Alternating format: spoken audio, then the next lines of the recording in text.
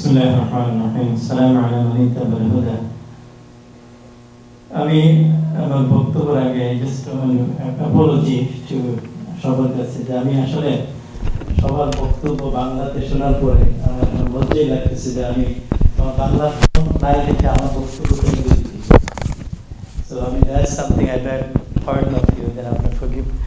যে তারপরে আমি সিলেটের লোক, বাংলা বললেও কমলা লেবুর গন্ধ থাকতো এটা। তাই জন্য ব্যাগে পড়েন, আমি ইংরেজিতে বলবো। আমি আশা করি আপনারা এখানে সবাই বুঝবেন, and I will try to make it as short as possible.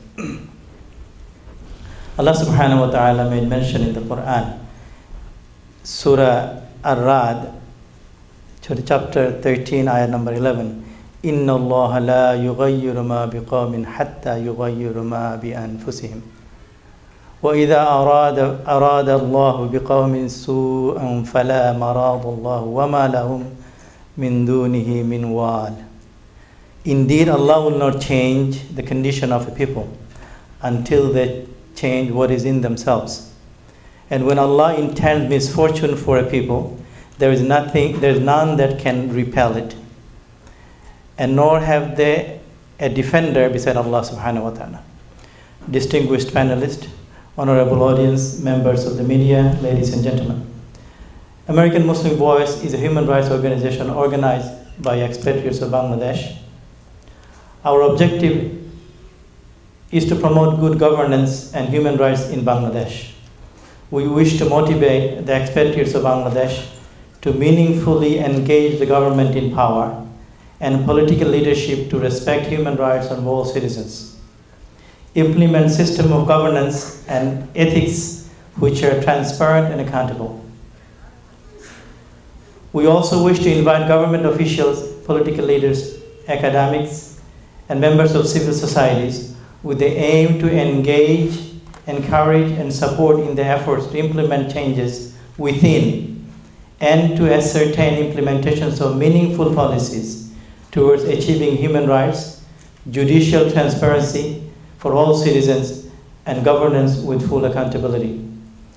Furthermore, we wish to encourage U.S. government officials to engage the officials and political leaders of Bangladesh to actively seek political solutions through dialogue, mutual respect, and most importantly by safeguarding human rights, freedom of speech, and protecting rights to demonstrate peacefully.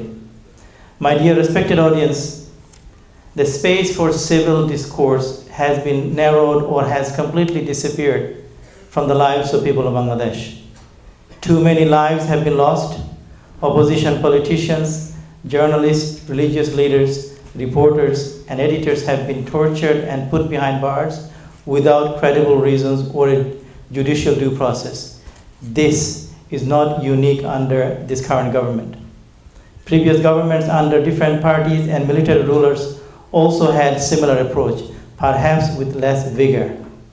My fellow experts of Bangladesh, if we take a closer look at the personal character of leaders of Bangladesh, it will be difficult to entrust them with anything of value. The majority of these leaders are the source of many of the ills in the society.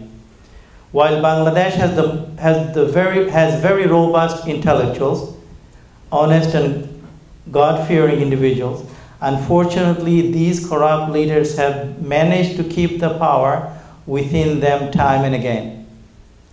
Bangladesh has experienced nothing but the changes of power amongst these corrupt politicians.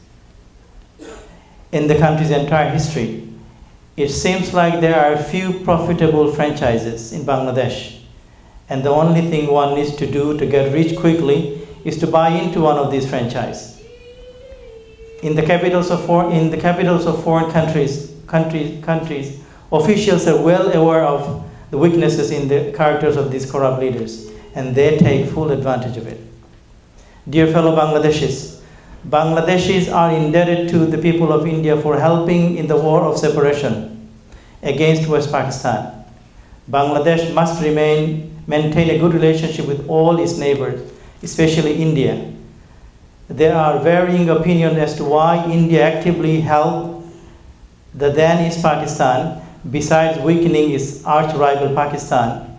Dismembering Pakistan was a major achievement for Indian foreign policy and makes the newly emerged nation as a political ally to India so that the new country could serve India as its extended economic and cultural market as well. We want to remind India that it must understand and recognize the emotions and sacrifices of Bangladeshi people.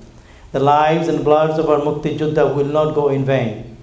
India will be well advised not to interfere in Bangladesh internal matters so as not to challenge the sovereignty of Bangladesh. India cannot afford to have 160 million angry people at her doorsteps.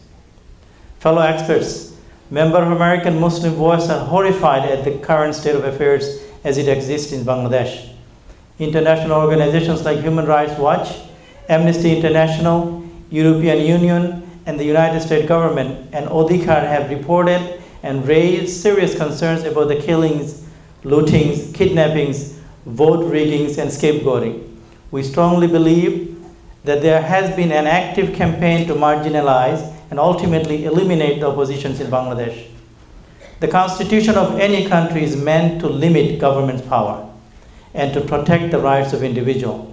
Unfortunately, the parties in power in Bangladesh have made 15 amendments to date, not for enhancing the protection of individuals' rights, but to protect themselves and to strengthen their grips over the people of Bangladesh. On the other hand, our adopted country, United States of America, in 226 years has made only 33 amendments since adopting its constitution in 1787.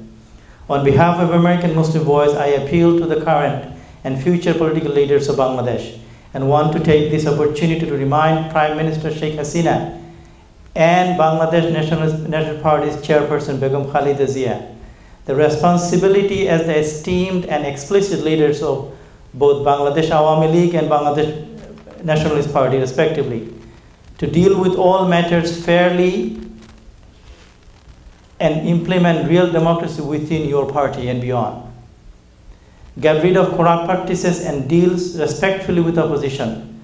This means to rein in the bureaucrats, party cadres, police force, and making the judicial system independent and transparent. We are convinced that having done that, your place in Bangladesh history will be legendary. People of Bangladesh will sincerely appreciate your leadership. We urge you to reflect on the history and sacrifices of your own families. Keep in mind that certainly you will meet your Creator and will be questioned about every single thing that happened under your regime.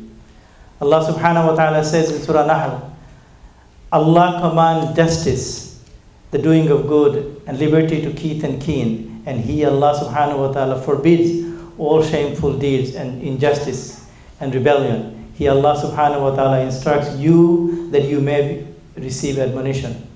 We ask our Lord, dear Allah subhanahu wa ta'ala, to help the people of Bangladesh live in peace and harmony and grant their leaders wisdom to lead the country into a better future. We ask all of you to make supplication, dua, that Allah grants us sincerity and accept our efforts. We thank you for coming and listening to the valuable speeches by our distinguished panelists. We hope that you will start talking to your friends and relatives and encourage them to get involved and stay engaged. I thank all my fellow members of American Muslim Voice and volunteers for organizing such a thought-provoking seminar. May Allah subhanahu wa ta'ala bless United States of America and bless Bangladesh. Thank you. And may Allah subhanahu wa ta'ala again reward all of you for coming. And once again, thank you very much. And this concludes this